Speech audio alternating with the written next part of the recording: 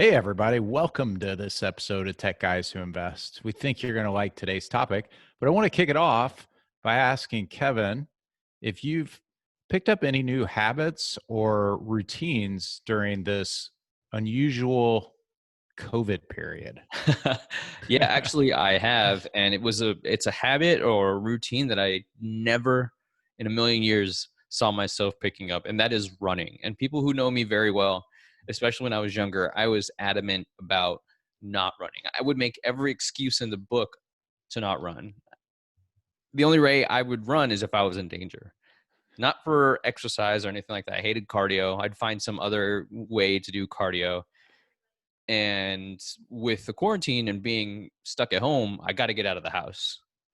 And I like being in the sun, which is great being here in Florida, although it's been really hot. But besides the point, I enjoy getting out there. So I'll go out for a run, listen to a podcast, or listen to some music, depending on how I'm feeling. And it's a nice place to meditate, if you will, without actually meditating. And when I started running, when this whole thing happened, I started running kind of about half a mile to a mile. I was really, really slowly progressing. I'll run a half a mile here, then the next week I'll do a mile, really, Yeah. really slowly. And as of now, I ran 5 miles yesterday on Saturday. Wow. We're recording this on Congrats, Sunday. man. Thanks, man. And it's just progress, right? You got to just keep going at it. I try to run about 3 times a week. But one thing I'll tell you is living in Florida, you have to get out before 8 or 9.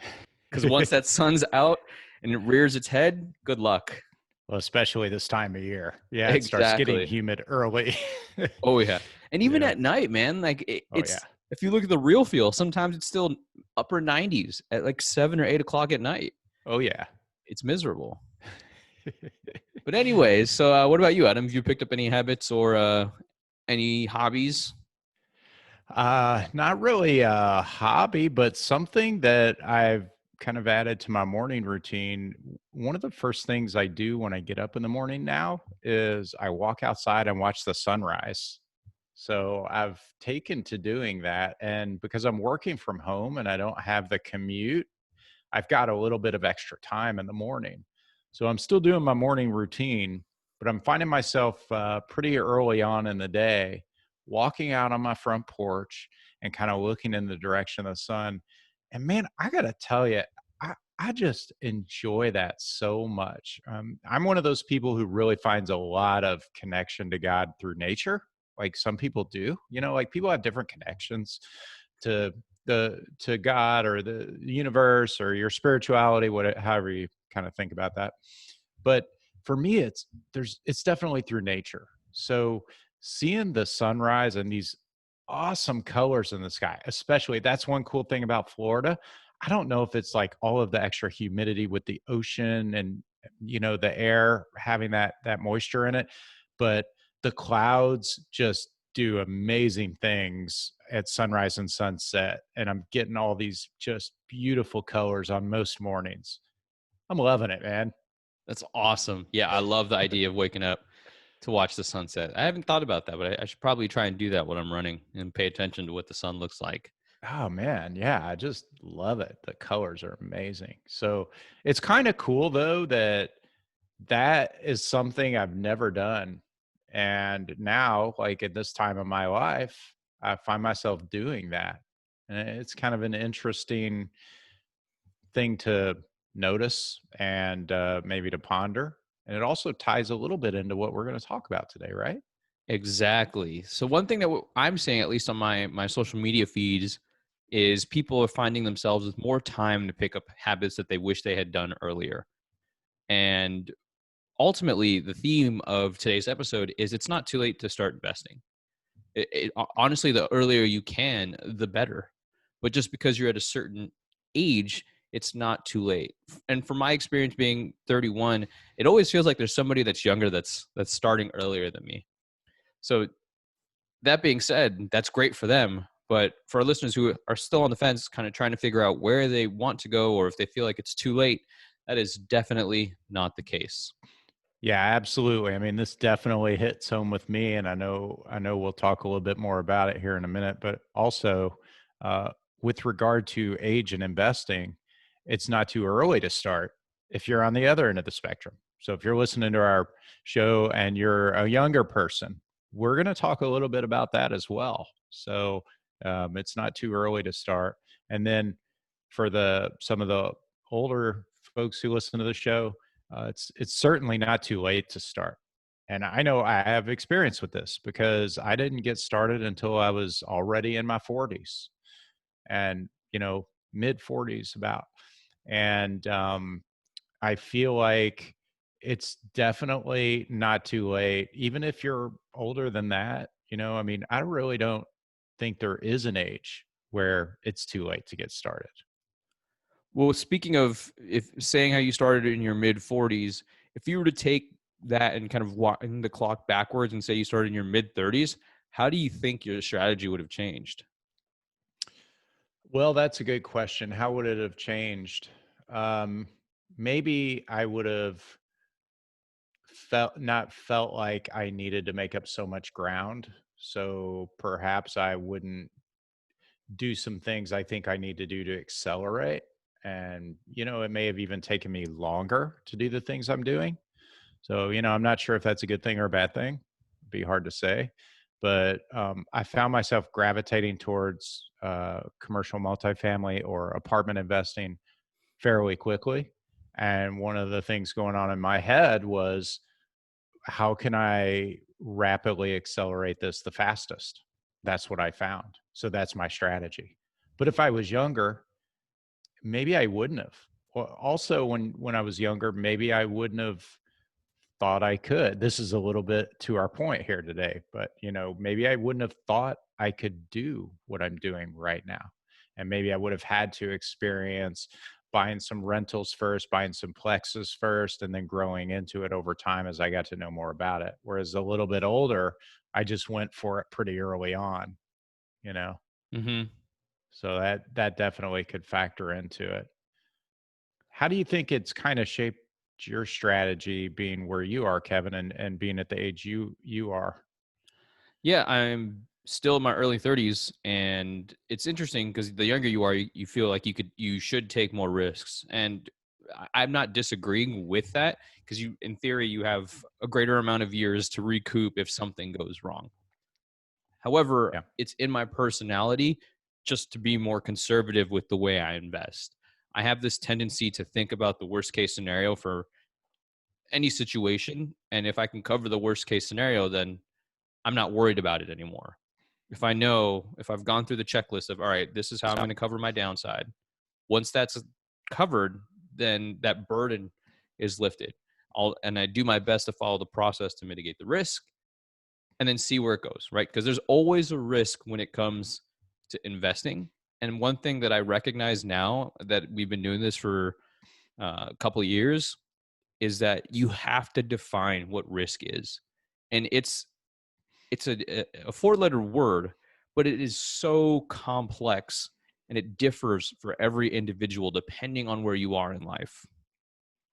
I think that makes a big difference on what you decide to invest in and what your investor identity is based on your age. And you know, we have a tool actually that we're offering. By the time this episode releases, we'll probably have it up. So go ahead and check tgwipodcast.com and see if it's up yet.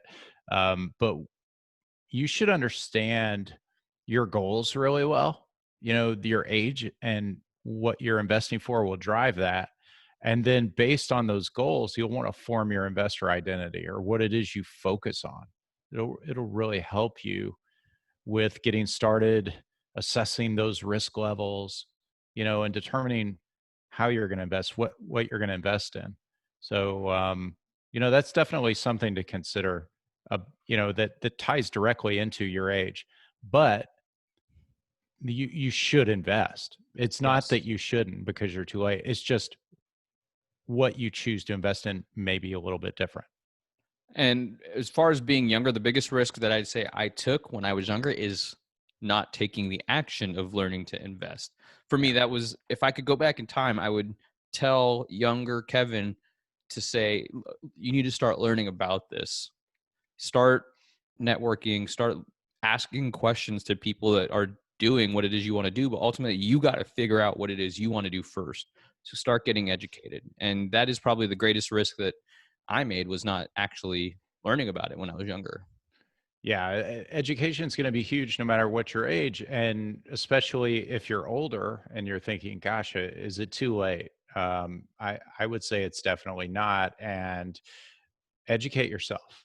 Really learn what it is you need to know to get started, to take action, and what it is that you should be doing to invest based on your situation. So that just takes some time and effort. That's all there is to it, right? I would also think about your peers, the ones you're closest to. I would ask them, "Hey, what are you investing in?" Because if, generally speaking, if you're hanging out with that person, they may have similar lifestyles that you're experiencing together. So asking them and what they're doing, how they're looking at things. The reason I say that is because it provides a different perspective on the same issue. How should I invest? You hear the way somebody else thinks about it, and then you can hear that information from somebody else and interpret it differently. So it's just a different way of thinking about how to assess risk, but it's also helping you find out what really matters to you, because you're learning it from your peers, and that, I find that to be quite helpful too. Yeah, I think asking other people's smart advice, I think you should consider where they are. So if the people that who you are asking don't seem to be further ahead than you or where you want to be, consider that. Good to hear their thoughts. But then maybe try and seek out a few people who are ahead of where you want to be, and see if you can ask them. And they'll often give you some really good advice. Yeah, ask Um, them yeah, retrospectively, what would you have done exactly. differently? Exactly. Yeah. They may be older than you. They may be same age. They may even be younger than you. But think about where they are financially and their, uh, financial intelligence. What is Yeah. that? Right. It's interesting because just some examples. I'm working with an investor who's about the same age as I am, and he wants to invest. And we have the conversation about how long do you want to have your money out for? He's like, the time doesn't matter as far as how long it's out. As long as it continues to work, I'm happy. And on the other end of the spectrum, I have another investor who he is much older than me, probably been retired for a while now. And from his perspective, he told me, he's like, I don't plan to be alive in the next 30 years. I just, it's too hard for me to make that type of a commitment for time. Right. So a long time for a young person is very different than a young time than an older person. So those are things to consider when it comes to where you're at in your journey too. Yeah. And one thing I did want to mention to people who may be thinking, I'm a little too old to start investing in real estate, or I'm a little too old to start investing in something that I don't understand or I've never known much about. There is a book called Late Bloomers by Rich Karlgaard. It's absolutely transformational book. And it really doesn't matter what age you are. I highly recommend you read that book. It it does a phenomenal job of explaining that no matter how old you are, it's not too late. And most people actually don't hit their stride in life and really become s- successful or meet their full potential until they're actually quite older than most people think. So, very interesting book, Late Bloomers by Rich Karlgaard. I'll put that in the show notes. Fantastic. So how do you recommend people start if they're either too young or too old? If they feel that way, not that they are, what if they feel they're too young or too old to start? Yeah, I think we mentioned education, and it's got to start there. Maybe step zero is think about your goals, really clarify your goals and articulate those, write down your goals, and then start to educate yourself about what you can do to help yourself meet those goals. We've got the tool I mentioned earlier that'll help you start to identify your investor identity, which would help you then align to your goals and pick a path to start educating yourself. How about you, Kevin? Anything I missed there that you would add? I would agree with that 100%. And I just further the point of sharpening that focus, because if you were to say, I need you to cut down this tree, or I need a log, and you have no idea how to cut down a tree and amongst a bunch of trees in a forest, it's overwhelming. But as soon as you focus on that one tree and say, all right, I'm going to chop this tree down, and that might be one asset class or one aspect of investing, it becomes much easier mentally to think, okay, yeah, this is attainable. I can read this book. I can read this chapter. If I said start investing today or start learning, it sounds overwhelming, but go small, but think big. Yeah, it's awesome. As Stephen Covey said, sharpen that saw. If you want to start cutting those trees down, start sharpening that saw now. So, thanks everybody for listening to the show. And if you want to talk more about this, or if you would like to discuss with us how you might be able to get started, or if you feel like you're a little bit too old for this and you're just not quite sure what to do next, reach out to us. We'd love to help you out. We'd love to give you some ideas if we can, and talk to you. We really like to hear from our listeners. So you can reach us at techguyswhoinvest@gmail.com or find us on tgwipodcast.com. Thanks, everybody.